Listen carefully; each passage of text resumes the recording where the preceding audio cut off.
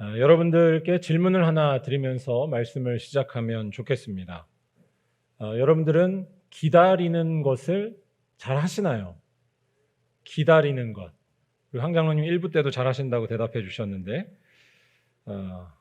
오늘 설교가 기다리는 것에 대한 말씀이어서 이 말씀을 드립니다. 우리 예수쟁이들에게 있어서 기다리는 일이란 피할 수가 없습니다. 우리들은 다 기다려야 하는 사람들입니다. 그것도 아주 어려워 보이는 기다림입니다. 바로 예수님께서 이 땅에 다시 오실 것을 기다리는 일입니다. 그래서 저는 가끔 생각해 볼 때에 우리나라의 교회가 이렇게 많아지고 또 기독교가 이렇게 빨리 뿌리를 내리며 성장하게 된 것이 어떻게 보면 참 신기하게 느껴집니다.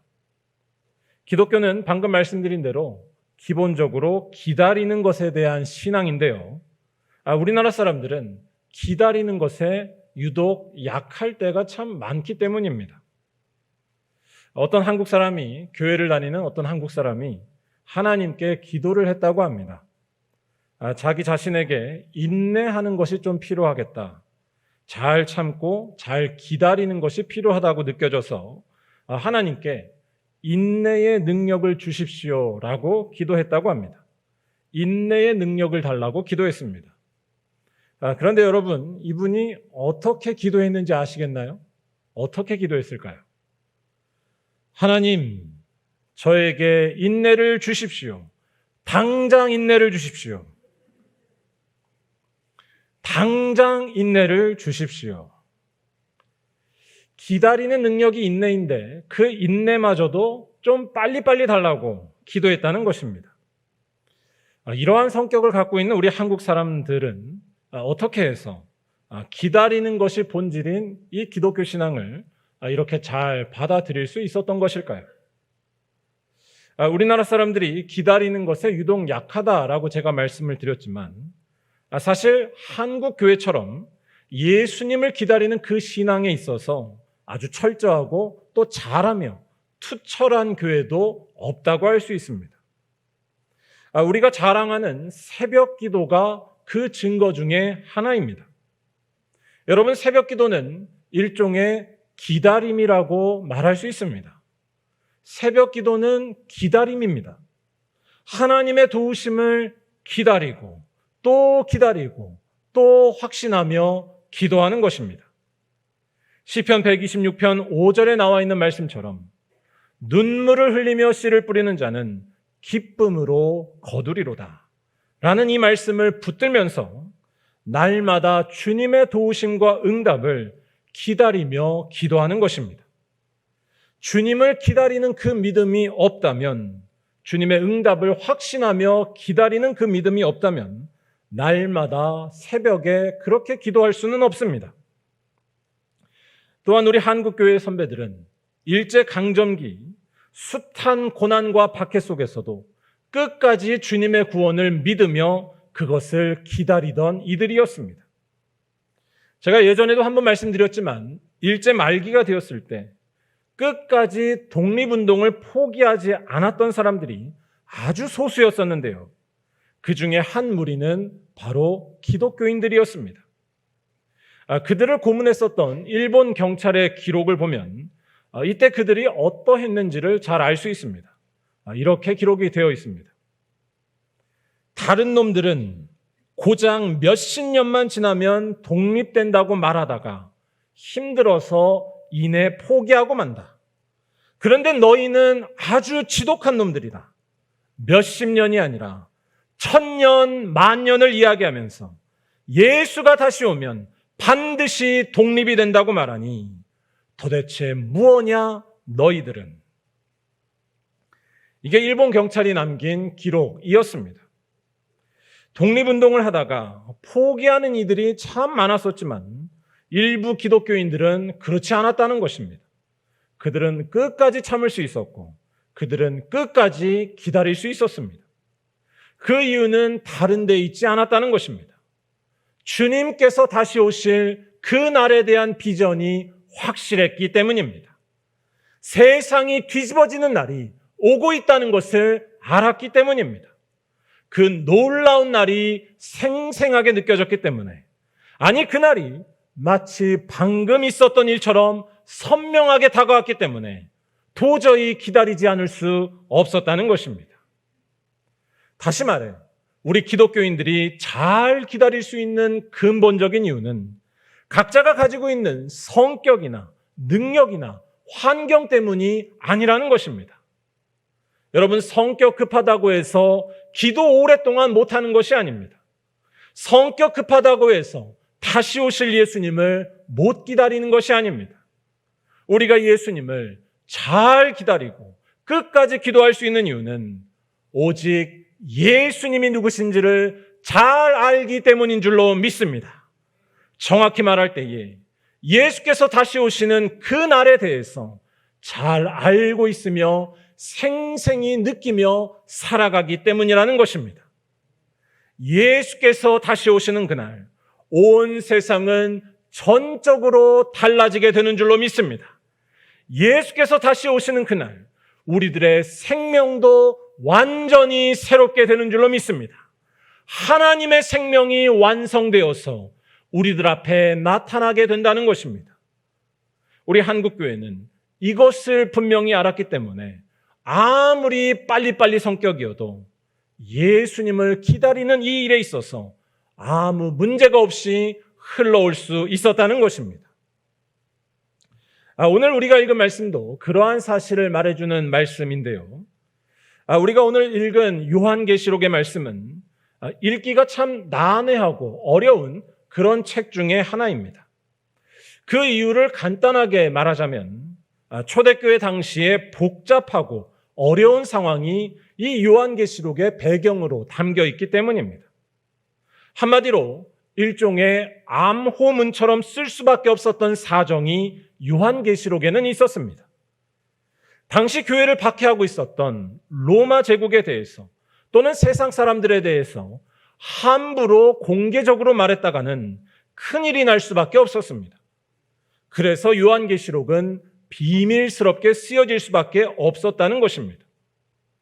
그런데 이러한 배경과 상황을 무시하고 마치 요한계시록이 오늘날에 일어난 어떤 사건이나 현대의 누군가를 가리키는 것으로 아주 이상하게 해석하는 집단들이 있습니다. 그들이 바로 이단입니다. 2000년 전 당시 살고 있었던 성도들에게 믿음과 용기를 주기 위해 비밀스럽게 했었던 이야기를 지금 일어난 어떤 역사적인 사건이나 또는 어떤 인물을 가리킨다라고 말하는 것은 한마디로 어불성설입니다. 이것은 동문서답하는 것이나 마찬가지입니다. 제가 비유컨대 경기도 오산, 여러분 경기도 오산 아시죠? 경기도 오산이라는 지명을 마치 다른 뜻을 가지고 있는 오산이라는 말로 읽는 것과 다를 바가 하나도 없습니다. 아무튼 요한계시록을 읽을 때 이러한 점을 늘 주의해야 하는데요. 오늘 말씀 20절을 보면 이런 말씀이 나옵니다. 내가 진실로 속히 오리라 하시거늘 아멘 주 예수여 오시옵소서. 아멘. 이 말씀 한 구절에 우리 기독교 신앙의 전부가 담겨 있다라고 해도 과언이 아닙니다. 특별히 우리들은 이 말씀을 읽으면서 이 말씀에 담겨 있는 간절함에 주목해야 합니다. 정말로 예수님이 다시 오실 것을 잘 알고 있고 그때에 일어날 일이 무엇인지를 알고 있는 사람이라면 간절한 기다림이 반드시 있게 된다는 이야기입니다. 일단 이 말씀에서 예수님께서 먼저 말씀하십니다. 내가 진실로 속히 오리라. 이렇게 말씀하시는데 여기에 바로 이어서 성도들의 화답이 이어집니다. 아멘, 주 예수여 오시옵소서. 여러분 여기에서 왜 성도들이 이렇게 아멘 주 예수여 오시옵소서 라고 답을 했을지 한번 잘 생각해 봐야 합니다. 이 말이 굳이 들어갈 이유가 있을까요?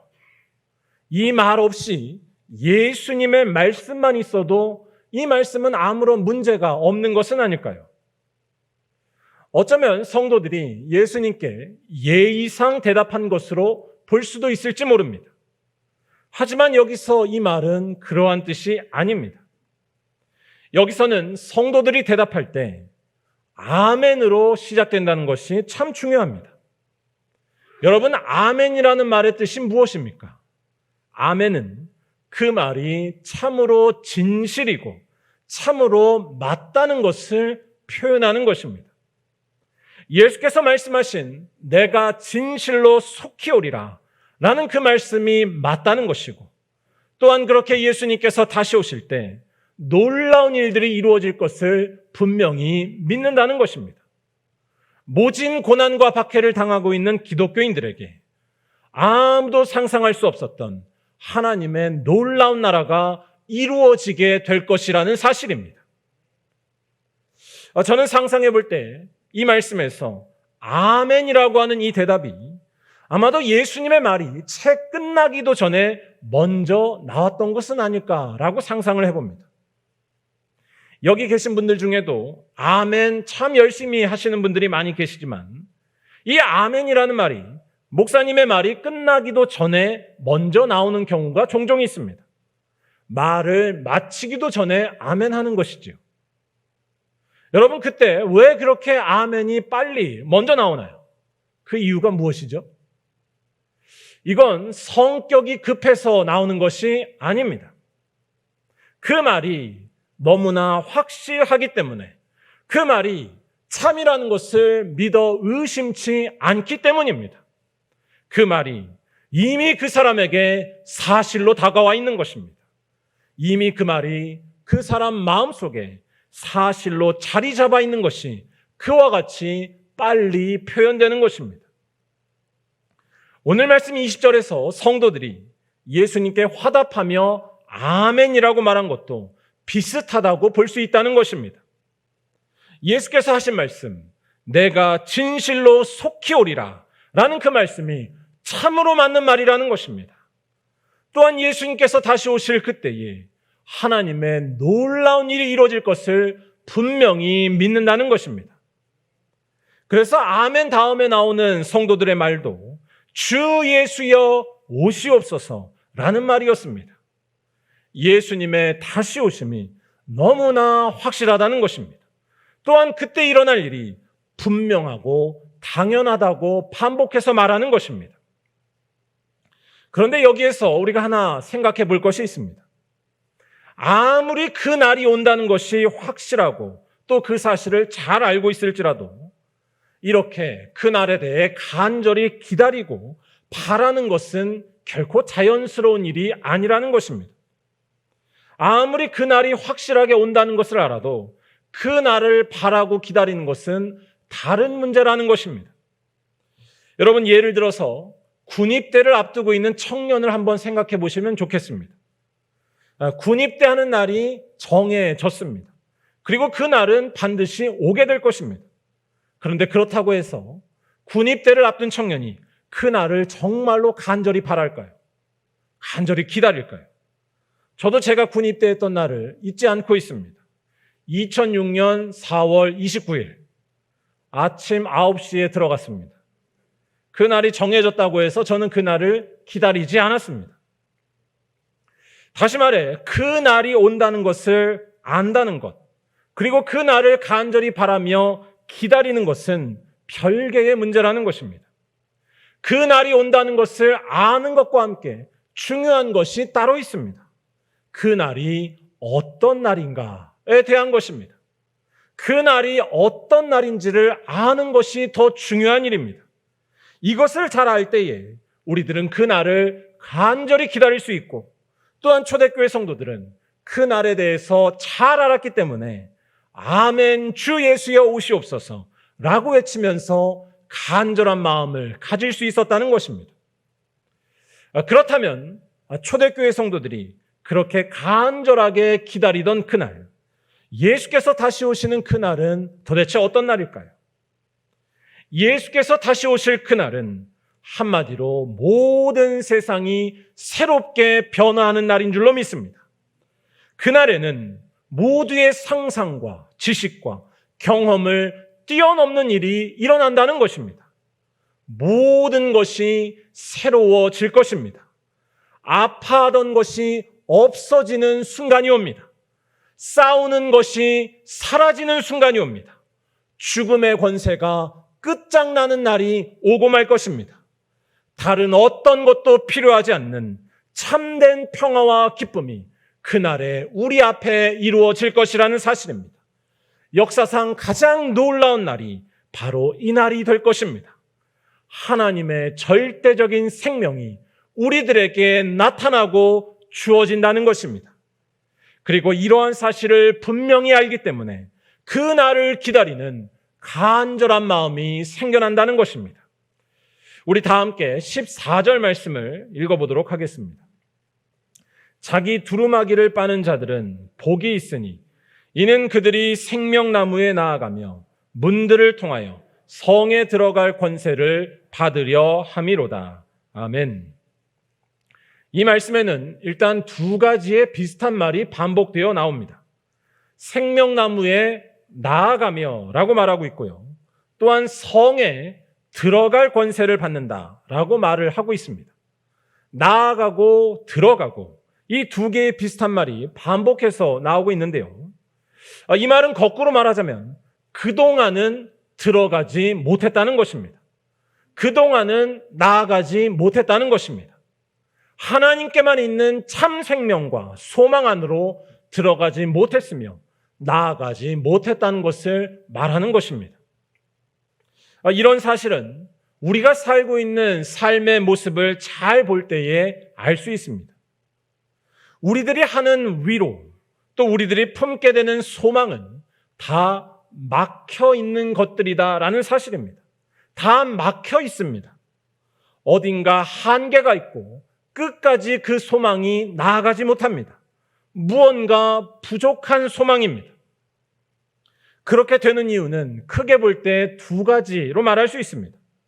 하나는 우리들에게 진정한 소망의 능력이 근본적으로 없다는 것이고, 또 하나는 이 세상을 살다 보면 어떤 소망으로도 위로하기가 힘든, 이해할 수 없는 일들이, 예측할 수 없는 불행한 일들이 너무나 많이 일어난다는 것입니다. 첫 번째가 인간 스스로의 한계에 대한 설명이라면, 두 번째는 예측할 수 없는 이 세상에 대한 설명이라 할 수 있습니다. 인간의 한계에 대해서 좀 더 설명을 하자면, 예를 들어서 자기 자녀를 잘 안다고 자신하는 부모님도 자녀의 마음을 100% 이해하지 못합니다. 또한 자녀를 100% 위로하기란 참 어렵습니다. 부모의 사랑은 한마디로 최선의 것인 것이지 그 자체로 절대적이거나 완벽하지 않다는 것입니다. 또한 이 세상에는 우리들을 무력하게 만들어버리는, 우리들을 정말로 힘 빠지게 만드는 불행한 일들이 늘 일어나곤 합니다. 아무리 마음속에 사랑이 충만하고 열정이 뜨거워도 갑자기 일어나는 재난 앞에 무슨 일을 할 수 있겠습니까? 아무 할 말도 아무 할 일도 없어집니다. 사랑과 열정을 쏟을 기회 자체가 날아가게 하는 불행한 일이 우리들 삶에는 늘 일어난다는 것입니다. 그래서 인간의 삶은 불안할 수밖에 없습니다. 생명이나 소망에 대해서 말하려고 할 때 늘 뭔가 부족할 수밖에 없습니다. 나아가지 못하는 것입니다. 무엇보다도 죽음이라는 것이 우리가 전하는 소망과 위로에 대해서 한계가 있을 수밖에 없게 만듭니다. 생명나무에 나아가지 못하는 것이고 하나님 나라에 들어가지 못하는 것입니다. 이것이 우리 인간이 가지고 있는 현실이며 실존입니다. 그런데 이러한 인간의 현실이 깨지는 일이 일어난다는 것이 바로 성경의 놀라운 증언입니다. 이러한 인간의 현실이 깨지고 그 안에 빛이 들어오게 되는 일을 말하고 있습니다. 우리 인간의 그러한 삶이 뒤집어지는 일이 바로 예수께서 다시 오실 때에 일어난다고 말하는 것입니다. 불행한 일을 겪은 사람도 소망과 위로를 되찾을 수 있게 되는 줄로 믿습니다. 죽음의 권세가 우리를 지배하지 못하는 일이 반드시 일어나게 될 줄로 믿습니다. 우리의 생명을 파괴하는 모든 것들이 다 극복되고 심판받게 되는 놀라운 날이 오게 될 줄로 믿습니다. 왜냐하면 다시 오시는 예수님께서는 우리를 괴롭히고 있는 죄와 죽음을 심판하실 것이고, 또한 예수님을 믿고 의지한 자에게는 하나님의 놀라운 은혜와 생명만을 충만하게 해주실 것이기 때문입니다. 이 놀라운 날이 우리들 앞에 오고 있다는 것입니다. 그것을 두고서 오늘 말씀은 생명나무에 들어가게 될 것이다 라고 표현하는 것입니다. 요한계시록의 배경이 되는 초대교회 성도들은 이러한 사실에 대해서, 이러한 세상의 비밀에 대해서 눈을 떴던 사람들이었습니다. 그래서 그들은 어떤 고통도 감내하며 견디며 또한 예수님을 기다릴 수 있었습니다. 예수님에 대한 간절한 믿음 때문에 세상에서 구원받으며 살아간 것이고 모든 것을 이기며 살아간 것입니다. 성격이 좋아서 이 세상을 이기거나 잘 참는 것이 아닙니다.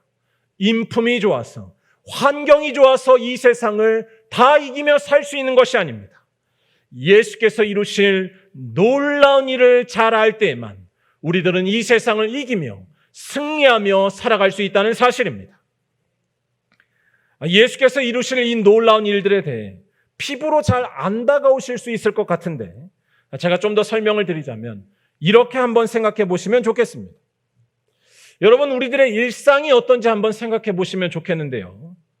맨날 피곤해 죽겠다 하면서 사는 것이 우리들의 삶이고 일상입니다. 여러분들 안 그러신가요? 아침이 얼마나 힘드십니까? 그런데 피곤해 죽겠다라는 이 말이 나오지 않는 삶이 가능하다면 여러분 믿으실 수 있겠습니까? 피곤해 죽겠다는 말이 나오지 않는 삶입니다. 또한 무엇을 하든지 감사하고 무엇을 하든지 건강하며 설령 힘들거나 아픈 일이 있어도 자기 자신을 비하하지 않으며 기뻐하며 살아갈 수 있다는 것입니다. 하나님이 그들의 생명과 양식이 될 것이기 때문입니다. 이 세상은 피곤할 수밖에 없다라고 하는 이 당연한 논리와 질서가 깨어지는 일이 일어난다는 것입니다. 그러한 날이 다시 오시는 예수님을 통해 일어난다는 것입니다. 또한 해가 비치지 않아도 환하게 밝을 수 있다면 여러분 믿으실 수 있겠습니까? 사자가 어린 양과 뛰놀며 친구가 될 수 있다면 믿으실 수 있겠습니까? 몸에 장애가 있어도 아무런 부끄러움이 없으며 아무도 놀리지 않는 그런 날이 온다면 믿으실 수 있겠습니까? 또한 나이가 많아져서 쇠약해진다 할지라도 외로움이 없으며 눈물 나는 일이 없다면 여러분 믿으실 수 있겠습니까? 지금 말씀드리는 것은 다 우리들의 경험과 상상과 이해를 뛰어넘는 일들입니다. 하나님의 생명이 예수님을 통해서 우리들에게 나타나는 것입니다. 이러한 사실을 더 잘 이해하기 위해 제가 한 가지 설명을 더 드리면, 지금 우리들이 이 세상에서 붙잡고 있는 일들이 이러한 것들을 만들 수 있을지 한번 생각해 보시기 바랍니다.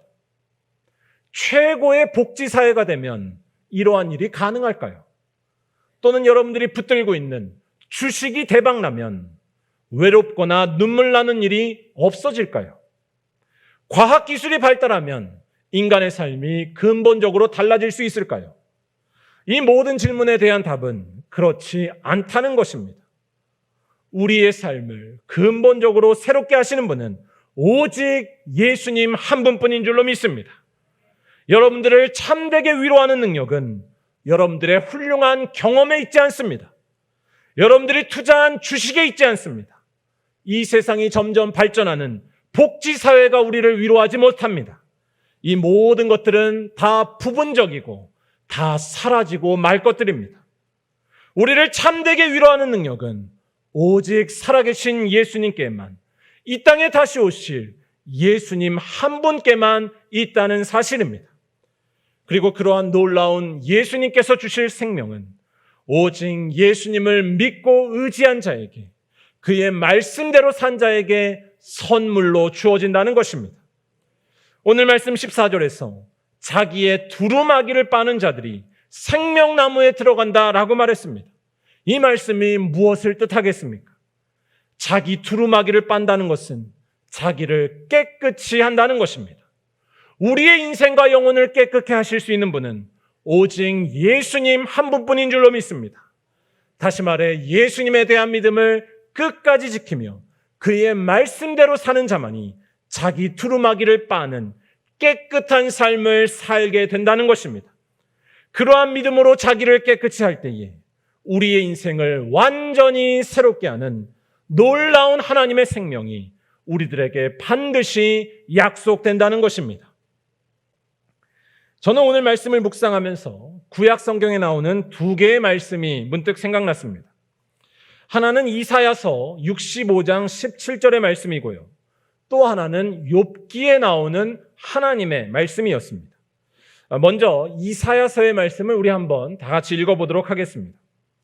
보라, 내가 새 하늘과 새 땅을 창조하나니 이전 것은 기억되거나 마음에 생각나지 아니할 것이라. 아멘. 여러분들은 이 말씀을 어떻게 느끼셨는지 모르겠는데 저는 이 말씀이 참 이상하게 많이 느껴졌습니다. 이 말씀은 좀 특이합니다. 새 하늘과 새 땅을 창조한다라고 말씀하셨는데 그 다음에 그렇다면 그 새 하늘과 새 땅이 어떤 곳인지 그 내용이 무엇인지를 바로 설명하지 않고 있기 때문입니다. 하나님께서는 좀 엉뚱해 보이는 말씀을 먼저 하십니다. 새 하늘과 새 땅이 창조되면 이전 것이 기억되지 않을 것이고 생각나지 않을 것이라는 이야기를 먼저 하고 계십니다. 여러분 뭔가 이상하지 않으신가요? 뭔가 앞뒤가 맞지 않아서 좀 이상해 보일 수 있는데 잘 생각해 보면 사실 이 말씀은 아주 정확하고 놀라운 말씀입니다. 하나님께서 다시 창조하실 새 하늘과 새 땅의 가장 큰 특징은 이전 것이 도무지 기억나지 않게 하는 것이라는 말씀입니다. 이전에 있었던 일들을 다 잊어버리게 할 정도로 아무리 훌륭하고 큰 일을 했어도 아무리 즐거운 일이 있었어도 또는 아무리 슬픈 일이 있었어도 그 모든 것들을 다 잊어버리게 할 정도의 큰 일이 바로 하나님이 하시는 일이라는 것입니다. 인간의 경험과 지혜를 뛰어넘는 하나님의 생명이 그때에 드러난다는 것입니다. 욥기에 나오는 말씀도 마찬가지 이야기를 합니다. 여러분 욥기도 한편으로 볼 때에 참 엉뚱해 보이는 느낌이 많은 그런 책입니다. 세상에서 비참한 일이란 비참한 일은 다 겪은 불쌍한 사람이 욥이었습니다.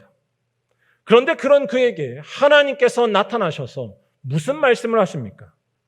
여러분이 욥과 같은 사람을 만나면 무슨 말씀을 먼저 하시겠습니까? 위로해주고 토닥여주고 그래야 되지 않겠습니까? 그런데 하나님은 참 이상한 이야기를 하십니다. 그래서 하나님께서 하시는 말씀은 잘 모르고 보면 참 답답하고 어이가 없습니다. 신앙이 없는 사람이라면 어쩌면 욥기가 말하는 이러한 하나님에 대해서 실망하게 되고 화가 나게 될지 모릅니다. 하나님께서는 절망하고 있었던 욥에게 전혀 엉뚱해 보이는 이야기, 세상의 근원과 비밀에 대해서 이 세상을 다스리고 계시는 하나님에 대해서 말씀하고 계시기 때문입니다. 욥기 38장 2절에서 하나님께서는 욥을 향해 너는 대장부처럼 허리를 묶고 내가 네게 묻는 것을 대답할지니라 라고 말씀하신 다음에 맨 처음에 이런 이야기를 하십니다. 내가 땅에 기초를 놓을 때에 내가 어디 있었느냐? 내가 깨달아 알았거든 말할지니라. 아니 죽을 것 같은 욥에게 정말로 힘들어서 죽고 싶은 욥에게 하나님께서는 왜 이런 말씀을 하시는 것일까요? 하나님은 혹시 지금 욥을 괴롭히고 계시는 것은 아닐까요? 또한 욥기 38장 8절에서는 바다가 그 모태에서 터져 나올 때에 문으로 그것을 가둔 자가 누구냐라고 질문하시고 또한 38장 26절에서는 이렇게 이야기하십니다. 누가 사람 없는 땅에 사람 없는 광야에 비를 내리며 황무하고 황폐한 토지를 흡족하게 하여 연한 풀이 돋아나게 하였느냐? 여러분들은 지금 욥을 향해서 이런 말씀을 하시는 하나님이 정상적으로 이해가 되시나요? 아파 죽을 것 같은 욥에게 이런 말씀을 하고 계십니다. 이해할 수 없는 고난과 아픔을 겪은 상황 속에 하나님의 이런 말씀이 무슨 소용이 있을까요? 하지만 욥기가 전하고 있는 이 말씀은 오히려 아주 놀라운 위로의 말씀이라 할 수 있습니다. 생명의 말씀이라 할 수 있습니다. 하나님의 이 말씀은 일종의 비밀을 전하고 계시는 것입니다. 인간의 모든 한계와 세상의 모든 문제가 극복된 하나님의 참된 생명을 알려주고 계시는 것이기 때문입니다. 우리들은 인생에 찾아오는 큰 폭풍과 바다 앞에 겁을 먹고 두려워 떱니다. 하지만 그 바다가 존재하게 하시는 분이 바로 하나님이시라는 것입니다. 아무도 없는 곳에서 무슨 일이 일어나는지 우리들은 전혀 알지 못하지만 하나님은 그 아무도 없는 곳에서 일하고 계신다는 것입니다. 거기서 일어나는 모든 일도 주관하시며 다스리시는 온 우주의 주인이심을 하나님께서는 말씀하고 계십니다. 그러니까 우리들의 인생 속에 아무도 없는 곳에 떨어진다 할지라도 거기에서도 하나님을 확신할 수 있는 것입니다. 또한 우리들은 죽음 앞에 쓰러지고 말지만 하나님은 모든 생명을 살아있게 하는 능력이 되신다는 것입니다. 다시 말해 하나님만이 생명이십니다. 하나님만이 생명이십니다. 하나님만이 처음이고 나중이 되시며 모든 것 위에 계셔서 온 우주를 다스리시는 세상의 비밀이 되신다는 것입니다. 이러한 하나님을 정말로 만난다면 여러분 무슨 일이 일어날까요? 우리가 예측 가능한 일이 일어날까요? 이사야 선지자가 전했던 말씀은 괜한 것이 아니었습니다. 이전 것은 기억되거나 생각나지 않게 된다는 것입니다. 아무도 이러한 일과 이러한 하나님을 생각하지 않고 살아갑니다. 우리는 기껏해야 하나님을 우리들의 경험과 지식 안에 가둬놓고 이해합니다. 그래서 내 기준에 맞으면 하나님도 좋은 것이라고 여기지만 진짜 하나님은 그런 분이 아니라는 것입니다. 하나님을 정말로 만나면 아무 생각이 나지 않게 되는 줄로 믿습니다. 하나님을 정말로 만나면 모든 문제가 눈 녹듯이 사라지고 아무런 걱정을 하지 않게 되는 줄로 믿습니다. 우리가 도저히 생각할 수 없는 하지만 분명히 존재하시며 우리들에게 위로가 되시는 살아있는 생명이 바로 하나님이시기 때문입니다. 사랑하는 우리 말리온교회 성도 여러분, 우리 예수쟁이들은 이러한 하나님을 이미 만난 사람들인 줄로 믿습니다. 또한 이러한 하나님을 앞으로 온전히 만나게 될 놀라운 약속을 가진 사람들인 줄로 믿습니다. 십자가에 달려 죽으시고 부활하신 예수 그리스도가 바로 그러한 하나님을 나타내 보여주신 분이기 때문이고 또한 앞으로 다시 오셔서 그러한 하나님의 모습을 우리들에게 눈앞에서 보이듯이 나타내 주실 것이기 때문입니다.